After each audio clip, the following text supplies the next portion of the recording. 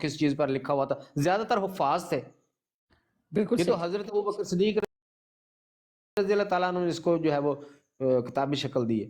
تو نہ تو قرآن پاک نبی پاک صلی اللہ علیہ وسلم خود لکھ کے دے کے گئے ہمیں، نہ ہی حدیث خود لکھ کے دے کے گئے. جی جس وقت نبی پاک صلی اللہ علیہ وسلم نے قرآن سنایا، اس قرآن کو بھی صحابہ کرام نے اپنے ذہن میں محفوظ کیا، حفظ کیا، اور بعد میں لکھ کر ہم تک پہنچایا. اسی طرح احادیث جو دوسرے فرامین رسول صلی اللہ علیہ وسلم تھے، جن کو آپ صلی اللہ علیہ وسلم نے قرآن قرار نہیں دیا، ان کو بھی صحابہ کرام نے حفظ کیا اور بعد میں لکھ کر ہم تک پہنچایا. بتا دے فرق کیا رہا ہے دونوں میں؟ جی بالکل بالکل کوئی فرق بھی نہیں رہا. کوئی فرق نہیں رہا. بالکل. اچھا آپ ایک اور اس میں دیکھیں ایک چھوٹی سی بات اور ہے. قرآن پاک چونکہ ہم تو ایمان رکھتے ہیں نا، قرآن پاک میں اللہ تعالیٰ نے فرما دیا کہ میں نے اس کی حفاظت کا ذمہ لیا، ہم ایمان لیا ہے. ٹھیک ہے، ہمارا اس پہ ایمان ہے، ہم شک بھی نہیں ہے ہمیں. جی اب دیکھیں حدیث کے بارے میں کہتے ہیں کوئی ہے کہیں پہ ایسا؟ اب ان سے بندہ پوچھے کہ جو سوری قرآن میں جو حفاظت کا ذمہ ہے، قرآن میں جو اللہ تعالیٰ نے آیت نازل فرمائی ہے اِنَّا نَحْنُ نَزَّلْنَا الذِّكْرَ وَإِنَّا لَهُ لَحَافِظُونَ، یہ ہمیں کس نے دی ہے؟ کیا ڈائریکٹ نبی پاک صلی اللہ علیہ وسلم ہمیں دے کے گئے؟ نہیں، یہ بھی صحابہ کرام نے ہی ہم کو بتایا ہے کہ اللہ تعالیٰ نے اس قرآن کے بارے میں یہ فرمایا ہے. بے شک. اگر بالفرض محال سمجھانے کے لیے کہہ رہا ہوں کہ صحابہ کرام قرآن پاک کی یہ آیت جو ہے اس کو یہاں سے نکال کے حدیث میں ڈال دیتے اور نقل کفر نباشی، صرف سمجھانے کے لیے کہہ رہا ہوں، اور فرما دیتے کہ اللہ تعالیٰ نے حدیث کی حفاظت کا ذمہ لیا ہے، جی پھر ہم کیا کر لیتے؟ بالکل. آپ ان مقدس ہستیوں کی دیانتداری کا اس سے اندازہ لگا لیں، اگر وہ چاہتے تو کچھ بھی کر سکتے تھے. ہمارے پاس کوئی طاقت دنیا کی ہمارے پاس نہیں ہے کہ ہم 1400 سال پیچھے جا کے کوئی سورس ڈھونڈتے کہ اس کو بدل دیتے. جو انہوں نے ہم تک پہنچانا تھا وہ ان کی مرضی تھی. کیا ان کی دیانتداری کا یہ عالم ہے کہ جو قرآن تھا انہوں نے وہ قرآن ہم تک پہنچایا، جو حدیث تھی وہ حدیث پہنچائی ہے. ماشاءاللہ ماشاءاللہ. حدیث کے بارے میں بھی وہ کہہ دیتے کہ یہ اللہ کے رسول نے فرمایا تھا کہ اس کی حفاظت کا خدا نے ذمہ لیا ہے، تو ہم کیا کر لیتے؟ بالکل صحیح. کچھ بھی نہیں کر سکتے تھے. تو اب دیکھیں پھر جب احادیث جمع کی گئیں تو انہی لوگوں نے احادیث کو پرکھنے کے، اتنا پوری ایک سائنس ہے احادیث کو پرکھنے کی.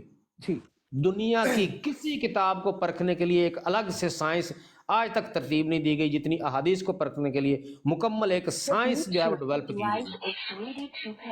جی بالکل. اب وہ کیا ضرورت تھی ان کو کرنے کی؟ وہ اسی لیے تھی کہ وہ ہمارے سامنے انہوں نے بتا دیا کہ بھئی فلاں بندے نے ہمیں یہ بات بتائی ہے، یہ اس بندے کا کردار ہے، یہ اس بندے کی مشہوری ہے، یہ اس بندے کا حافظہ ہے، یہ اس بندے کا علم ہے، یہ اس بندے کا عمل ہے.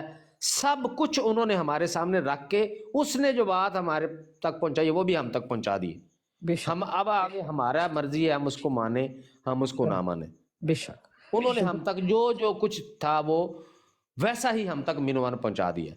تو خلاصہ کلام یہ ہے کہ اگر آپ حدیث کا انکار کرتے ہیں تو اس کا مطلب ہے آپ قرآن پاک کا انکار کر رہے ہیں. آخر میں ایک فرمان رسول سنا کے تو اتنا ہی کافی ہے لوگوں کے لیے.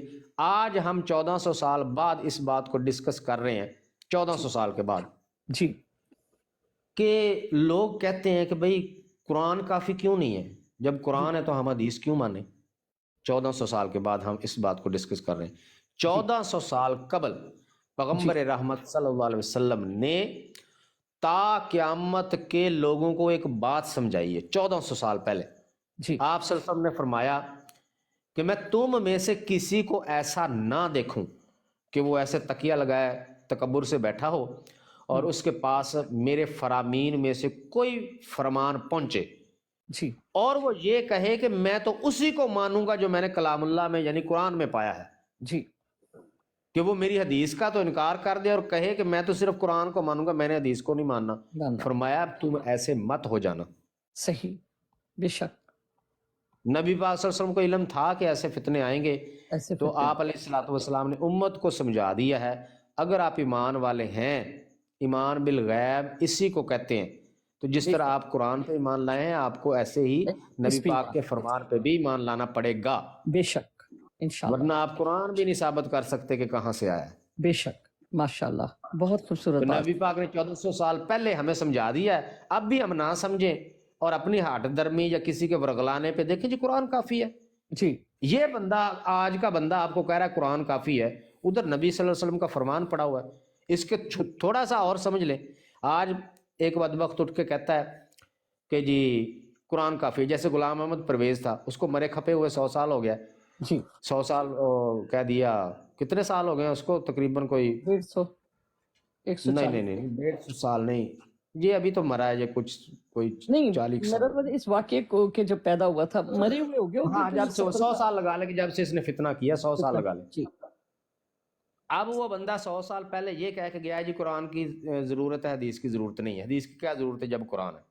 जी अब आज के जो मुनकरीन हदीस है, इन तक उस गुलाम अहमद परवेज की बात पहुंची है, जी उसकी लिखी हुई किताब पहुंची है, उसकी बात पहुंची है, कि उसके दलाइल पहुंचे हैं या उसके एतराज़ात पहुंचे हैं कि देखें जी देखें, ये कुरान ज़रूरी है, हदीस की तो ज़रूरत ही नहीं है, हदीस में तो ये खराबियाँ हैं, ये मसाइल हैं। उसकी इन तक बात पहुंची है ना। इसी तरह नबी पाक सल्लल्लाहु अलैहि वसल्लम की भी बात हम तक पहुंची है। बेशक आज अगर कोई बंदा गुलाम अहमद परवेज की बात मान के हदीस का इनकार कर दे और नबी पाक सल्लल्लाहु अलैहि वसल्लम की बात ना माने, वो देखें कितना बड़ा वो अपने आप पे जुल्म कर रहा है बेशक कि उस तक दोनों ही बातें ही पहुंची हैं। डायरेक्ट कोई बंदा भी उससे खिताब नहीं कर रहा। एक तरफ अल्लाह के पैगंबर की बात पहुंची है, दूसरी तरफ 100 साल पहले गुजरे एक बंदे की बात पहुंची है। अल्लाह के पैगंबर की बात पे वो एतबार नहीं कर रहा कि भाई ऐसा ना हो जाना कि हदीस का इनकार कर देना, और इस बंदे की बात पे वो ईमान ले आया। तो फिर अपने गिरबान को झंझोड़े कि क्या ईमान तुम गुलाम अहमद परवेज पे लाए हो या सल्लल्लाहु अलैहि वसल्लम पे लाए हो। सल्लल्लाहु अलैहि वसल्लम पर।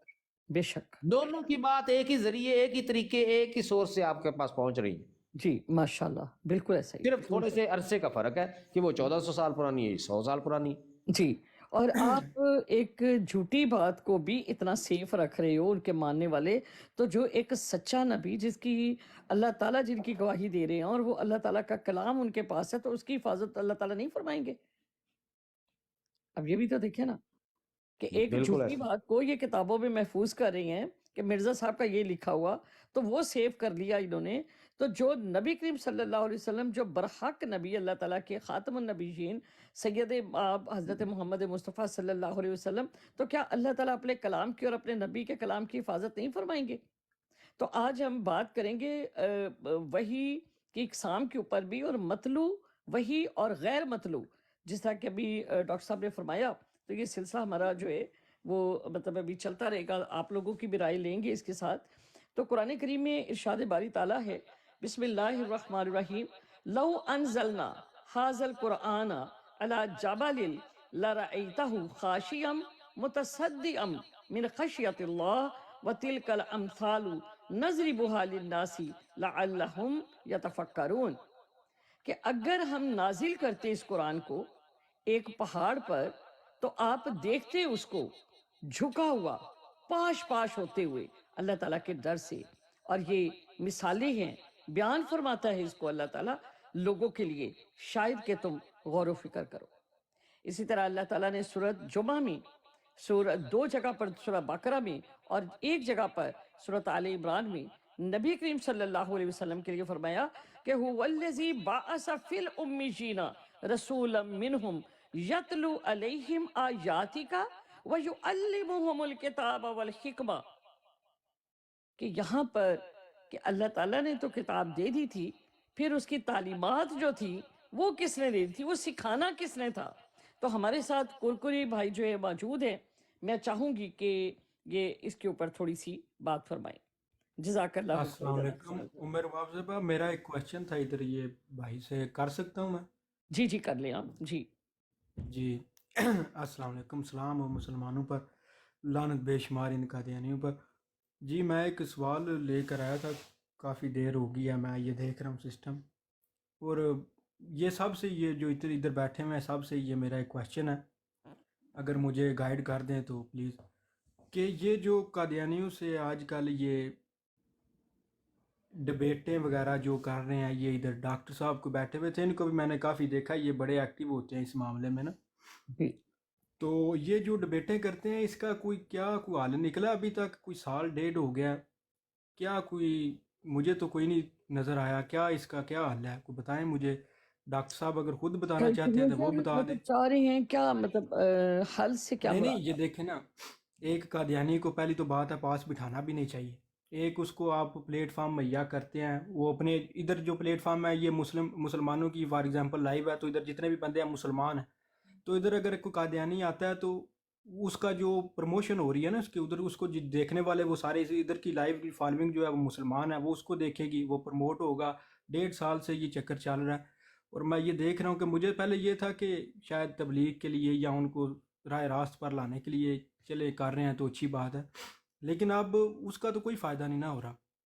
تو یہ جی، اب کیا یہاں سمجھیں کہ پر یہ ہم ان کی عام پروموشن کر عام رہے ہیں، جو یہ ان کی جنرل ایڈز لوگ وغیرہ ہیں، جس طرح ہوتی ہیں جی ان کی ٹھیک، آپ دین کا کی سوال پروموشن ہے یہ یہ۔ صاحب آپ کا پہنچ جی گیا۔ جی اس کے اوپر ہمارے ساتھ جو آڈینس بیٹھی ہے ہم انہی سے پوچھتے ہیں کہ ان کو کوئی فائدہ ہوا اس سے یا ان کی کیا رائے ہے، اور اس کے اوپر ہم بات کر لیتے ہیں۔ جی مسٹر ویریئر جو ہیں ان کا یہ سوال ہے کہ گزشتہ 1.5 سال سے وہ لائیو کو جوائن کیا، انہوں نے اپنی ڈیبیٹس دیکھی، انہوں نے مناظرے دیکھے، اور ان کا یہ خیال ہے کہ قادیانی جو ہیں ان کو ساتھ بٹھانا، ان سے بات کرنا نہیں چاہیے، لیکن وہ اس وجہ سے خاموش رہے کہ اتنے سال، مطلب 1.5 سال جو ہے وہ دیکھتے رہے کہ ہو سکتا ہے کہ اس کا کوئی پازیٹیو رزلٹ ہو، لیکن انہوں نے ان کے بقول کہ اس کے اوپر کوئی ایسا رزلٹ نہیں نکلا جس کے اوپر وہ اس کو کوئی اپریشیٹ کرتے یا اس کو کہتے کہ یہ ایک اچھا قدم ہے۔